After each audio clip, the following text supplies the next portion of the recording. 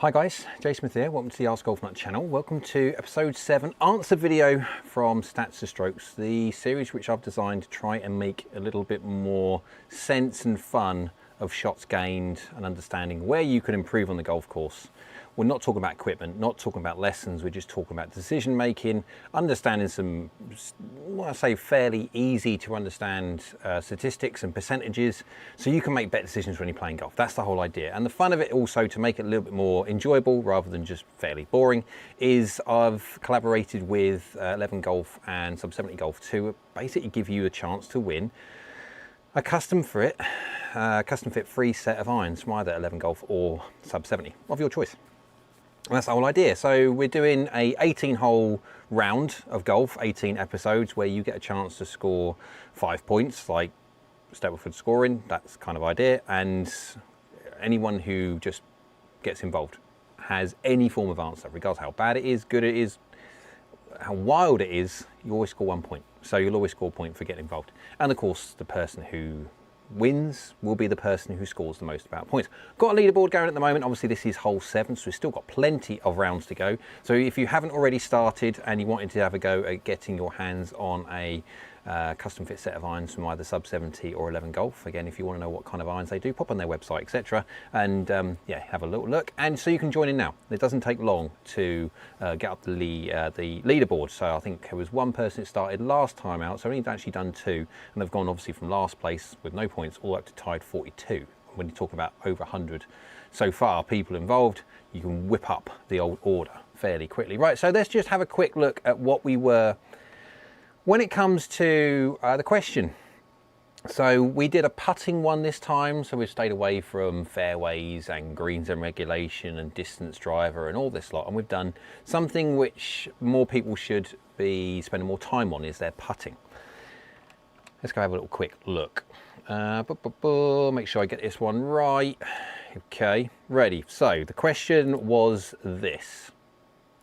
That's power of production. There you go. This is a live stream, so it's a lot easier for me to not edit if I do it in a live stream. It just means I've got production to do as I'm doing it. Right. Anyone who's watching this live, again, this was an impromptu one, so I'm not expecting there to be anybody live. They weren't expecting me to be on. But if you do, you can pop it in the comments section and chat down there, which is behind this, and I will show it and we can answer some questions for while I'm on. I'm only going to be on for about 15 minutes or so, so get your questions in fast. Evening, Jay, says Niels. Evening, Niels. Hope you're well. So part 1 is this. We'll go into, it's a 2-part one, but we'll go to do part 1 answer and then 2-part, yeah, kind of get the idea. Part 1, if a 15 handicap golfer averages 10 holes between 3 putts, how many does a 0 handicap average? Now this information was dragged straight from Shots Scope itself. All this information that I'm gathering for questions, when it comes to the questions from Stats to Stroke, is either it's derived from the IRONS database or the Shot Scope database. Now, the whole idea of this, and I did answer a comment from Ian earlier on today, and he was just sort of like saying, well, is it a bit unfair that as a pro, I've got access to certain information that you may not have access to? And so I mentioned him back, basically saying that all the information that I am gathering for the questions that I'm posing to you guys is freely available by Google searching. Spending some time on Google search and you will find your answer. That's the whole idea of it. I don't want it to be so difficult it's impossible for you to get the answer. The whole idea that if someone wants to sit some time, research, learn a bit and gather the answer, all the better, because you're learning every single time you do it. So the part 1, if a 15 handicap golfer averages 10 holes between 3 putts, how many does a 0 handicap average?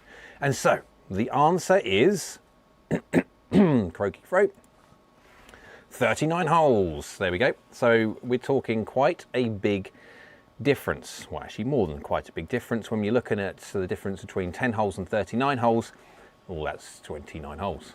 But so if you're thinking about there's so many stats between a scratch handicapper and a 10 handicapper. I mean, obviously there's 10 shots between them, but how many shots are they losing? Anyone do the quick maths? Something like 3 extra shots they're probably losing, yeah, give or take, just from that alone. Being better at your lag putting, and this is where it's going to come to, and the answer to part 2 as well, lag putting is the key. Right, let's go back away from that. Let's come out of the answer for part 1, go back to the original question, we can see what the part 2 was. What is the difference in 2-putt percentage between a 15 handicap golfer and a 0 handicap golfer? So we're basically picking on 15 handicap golfers and seeing 15 shots is a massive amount. So obviously it's not all done by putting, but it kind of gives an idea of where the difference is. And if you go, what is the difference between 2-putt percentage between a 15 and a 0? I will click on this little button here and press this there, and it will come up the answer as 0. Actually, there is no difference whatsoever in 2-putt percentage between a scratch and a 15. Now that maybe people think would be mental, and it's because of how they do their putts effectively. So what you'll see is that a 15 handicap golfer will not hit the green as much as a 0 handicap golfer, a scratch golfer. But because of the fact that the 0 handicap golfer is hitting the green, they are technically further away, where you're going to have a 15 handicap golfer that misses the green quite regularly, and they're going to have a chip. That first chip doesn't count, obviously, but yeah. And so when they're doing their first initial putt, it's closer than the 0 handicap people. So because they're closer, they have a better chance of getting it up and down, even though they're worse at putting, and it works out 0. But the big thing on this one is effectively this: how much the 0 handicaps win on their lag putting, because they're further away to start with, and they're on the green, but they're further away. So their first initial putt is much longer. And so again, if you could get that from a 15 handicap's point of view, you could have the ability of a scratch handicap at being able to lag putt properly. Your 3-putt percentage would go through the floor. So not only when it comes to a 15 handicap are you not hitting the green as much as a scratch golfer, that's true, your lag putting is not as good, so your 3-putts are higher, etc. So again, there's your score that goes crazy. I've got some stats here, and it will take up the entire screen. You can see, there we go. So the people that got this right will see this because they had found it on the internet.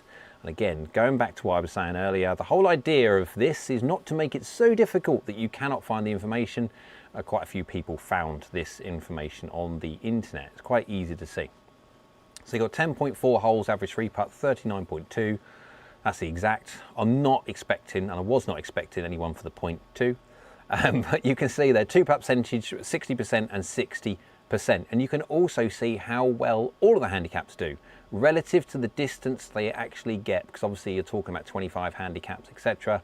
They still have a 60% 2-putt percentage, but they have a less 1-putt percentage and a distinctly more 3-putt. But again, it takes a lot more for the higher handicap to get onto the green. So depending on where you are, yeah, there's many different reasons for that. But again, what sticks out from this absolutely is if you go the 3-putt hole percentage 39.2, and then obviously to 25 handicap goes down at 7.6. And obviously this is average, so everybody is different. Different golf course conditions will have a different impact on this. Green size will have a different impact on this. So many different things will have an impact on this, but we're talking about averages, a complete absolute average. And there you go. So length of average, so the third one down, average length of putt hold. Look at that.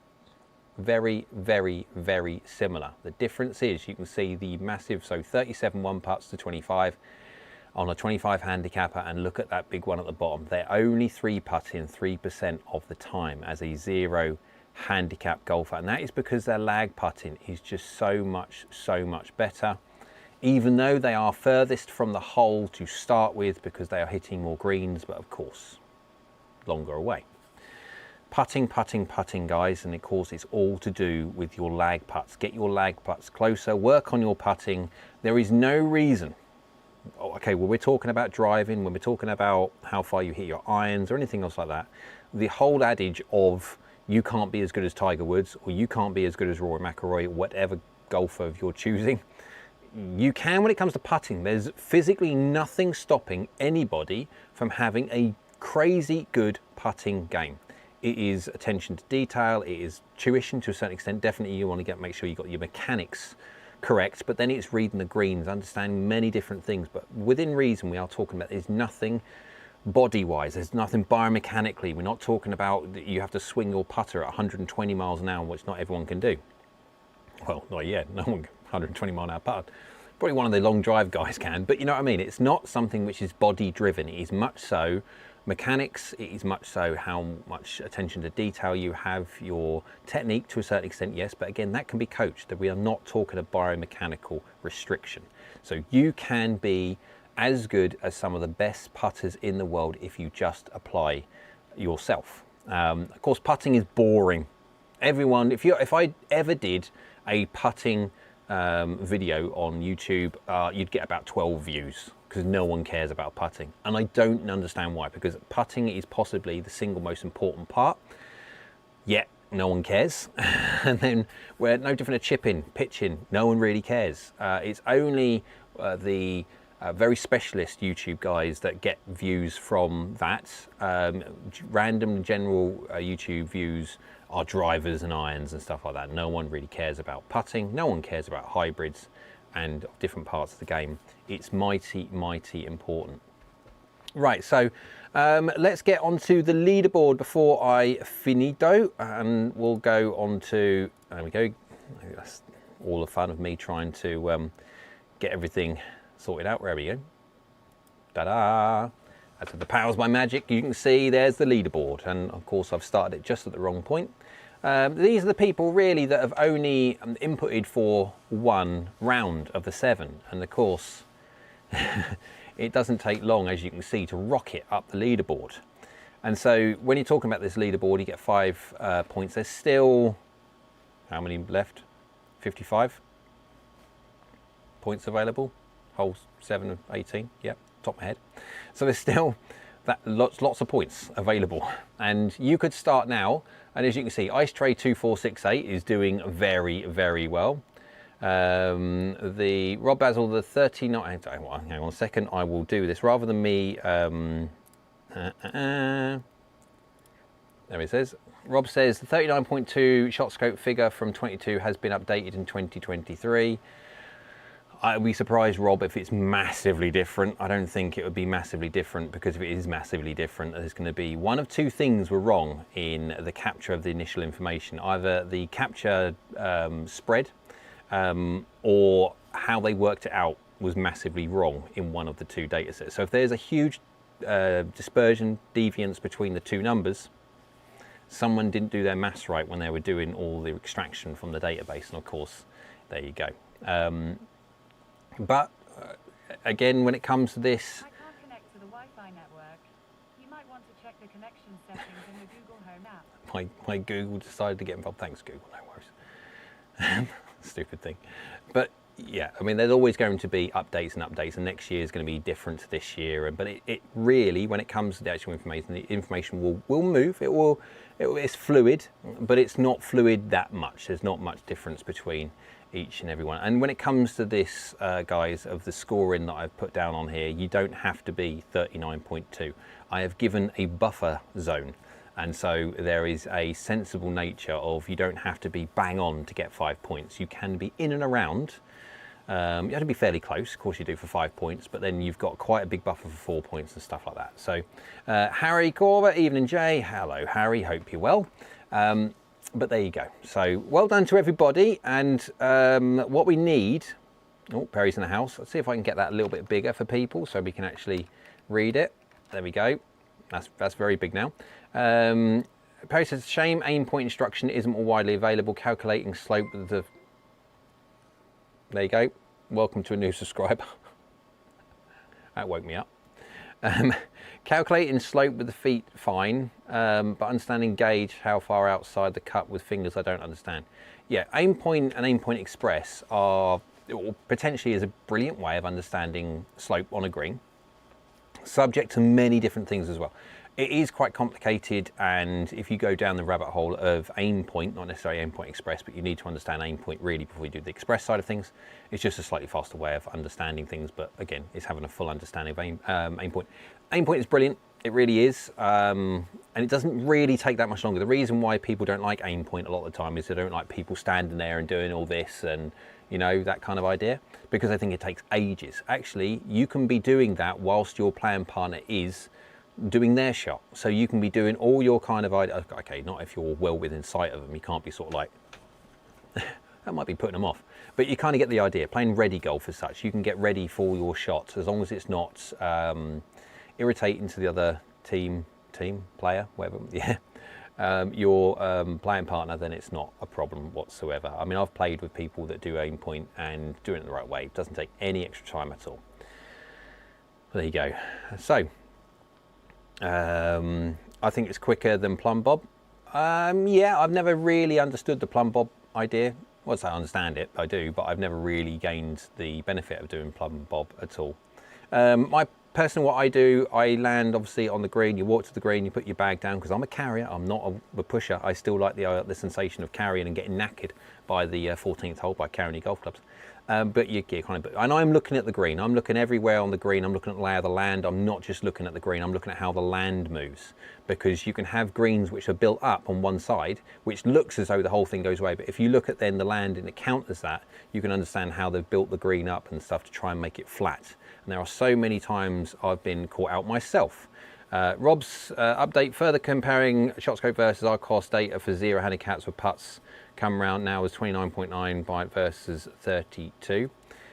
2 shots in it basically.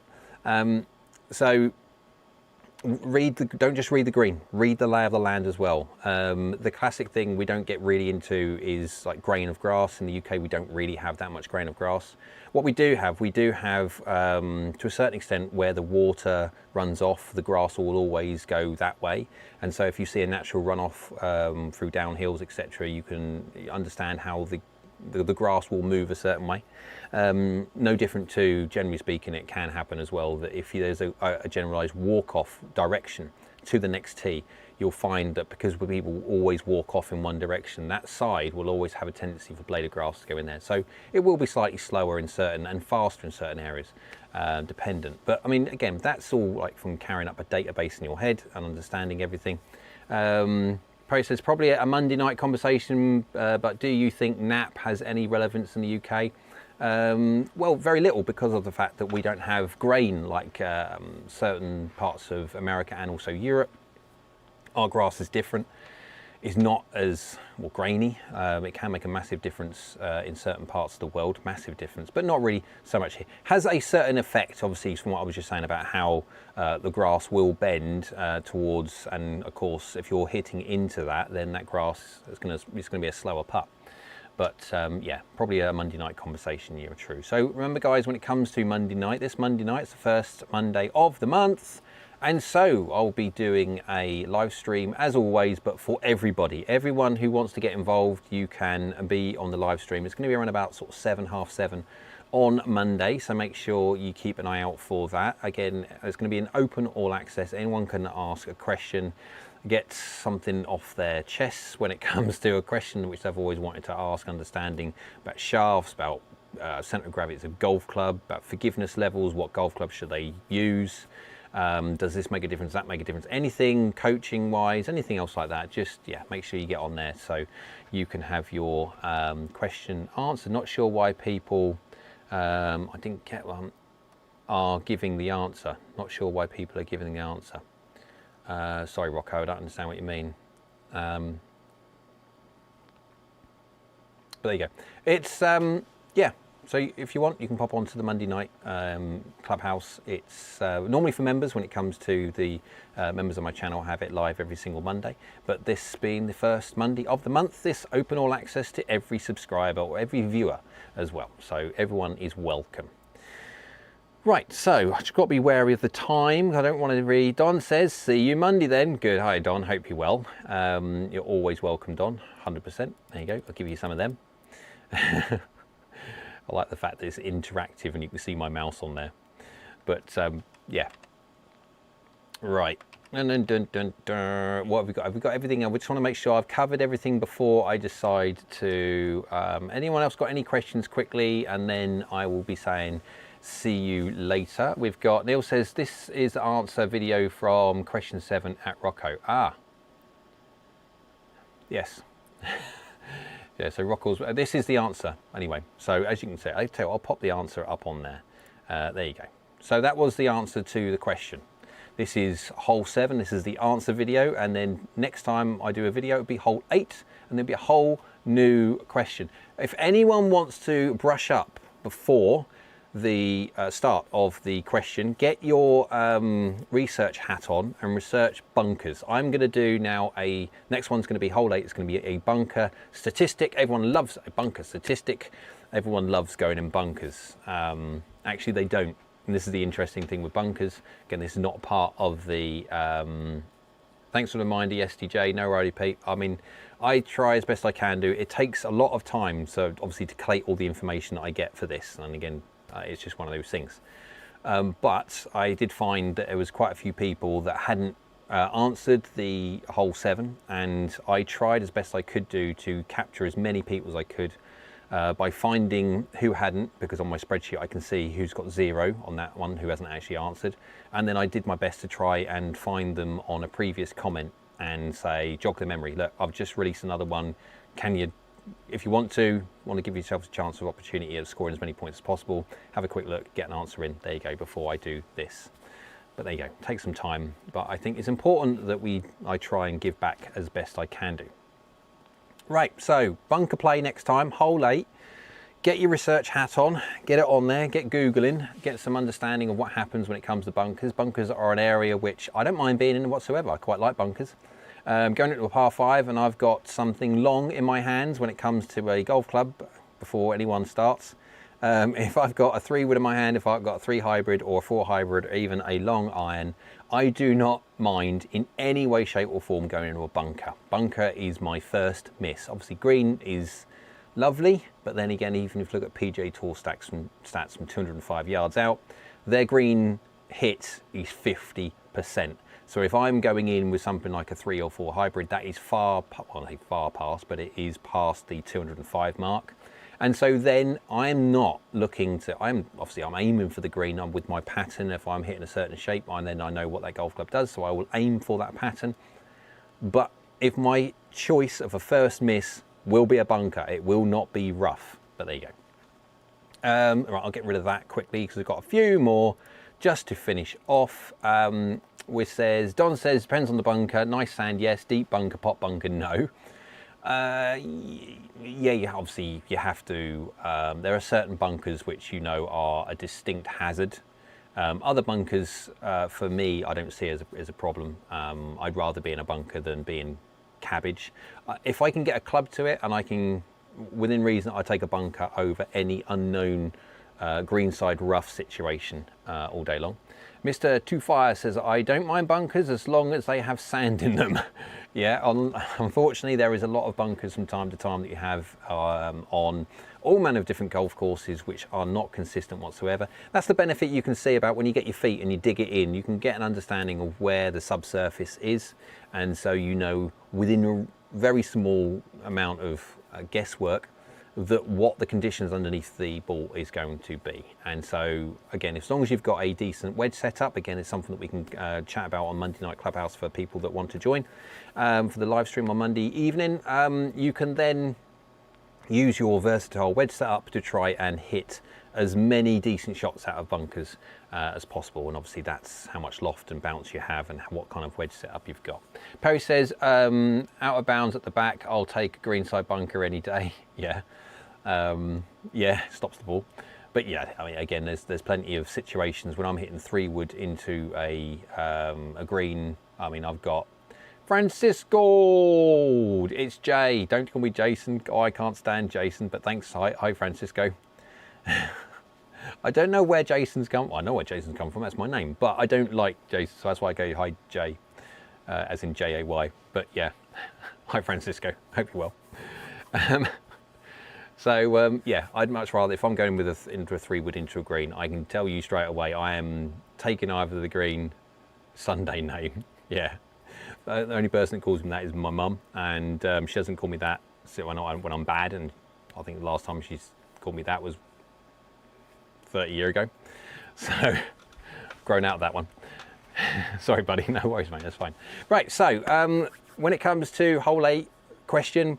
keep an eye out for that one. I know a lot of people are saying, there's no way Francis to go. I know a lot of people are turning around and saying that they didn't see it or anything else like that. You've got to make sure your notification bell is on, guys, and also just keep every so often, when you're on YouTube, just keep an eye out. Generally speaking, I will always give 2 to 3 days of buffer between question and answer to give everyone the best opportunity to answer as best as possible. Obviously, we are getting into it now, and Trey, Ice Trey 2468 has got a 3-point lead, but he's very, very, very close behind when it comes to the next group of people. Let's see if I can get the leaderboard back up quickly. Well, I can do, but it's scrolling through the wrong end part of it, so I'll pop it back up on the screen when when it goes round. But yeah, so make sure you keep an eye on that one, guys, because obviously you don't want to miss that, because people are doing pretty well. All right, here we go. It's still on number 4. Yeah, it's taking ages to scroll through, but I can't reset that. But there you go. Right, guys, if there's no other comments, there isn't, I will bid everyone farewell. We will just have a very, very quick look at the leaderboard. You can see it's going through the last one. Ice Trey's got a 3-point lead over William, and Neil's at 30. Wasteland, we've got Minley, yeah, Peter is on. See, we are getting bunched. It doesn't take much to go up the leaderboard. If Ice Trey 2468 has a brain fart and decides not to tune in at one point, you very, very quickly he will start tumbling down the leaderboard, and it doesn't take much for you guys, even at tied 42, 7 points, to go poof, straight up. Another 2 5-pointers and you go straight up very, very quickly. Right, guys, thank you very, very much for watching. I know it's a bit of a quick live stream, which I don't mind when it comes to the answers, and so hopefully it might be tomorrow that I set the question for hole 8. So make sure you get on Google, get your research hat on, let's go get some information about bunkers, etc., to see how, I'm not quite sure what kind of handicap I'll pick on, but depending on what the stat is, it'll be a bit of fun. And all the information, guys, all the stats which I put out on here are freely available for people to see on the internet. And when I do a 2-part question, I will not grab one part from one bit and one part for another. I will keep the stats together. So again, it's not fair if I'm taking information from different points and here, there and everywhere, because again, it's not necessarily fair. So I will find something and I will drag information from that group alone. Right, guys. Hope you're well. Thank you very much for that. If you want to, remember, guys, before I go, if you want to get involved in this competition, a bit of fun, you must make sure that you subscribe to the channel. You must make sure you like all the videos, all like the questions and all that lot. And then also must make sure you follow Sub 70 and 11 Golf on their Instagram and Facebook. There you go. You must make sure they are followed. And after that, and there you go. And whoever's going to be winning is going to be winning, because if I find out when it comes the winner, if they're not, then it could be Harry tumbled down this round. Oh, did you not put something in, Harry? Oh no. Yeah, so yeah, make sure you get off. Yeah, because if you don't follow, do all the bits and pieces, and then I come to the winner and they haven't done it, then they're not going to be winning. It'll be the next one. There you go. Right, guys, thank you very much. I will speak to everyone very, very soon when it comes to the live streams. Hopefully I might do another one tomorrow for the question. If not, it will definitely be this weekend. I've got my daughter's birthday this weekend and I am busy with duties. I've been given duties that I need to do. So I'm trying to get the JPX 923 forged and against the Mizuno Pro 245 video comparison edited as for Sunday afternoon release, so bear with me. I'm going to be a bit of a struggle to try and get all this done, because obviously got 4-year-old daughter's birthday's kind of business to attend to. So yeah, bear with me on this one. Right, guys, hope you like the video. Thumbs up, all that lot, subscribe, like, all the bits, and we'll see you again very, very soon.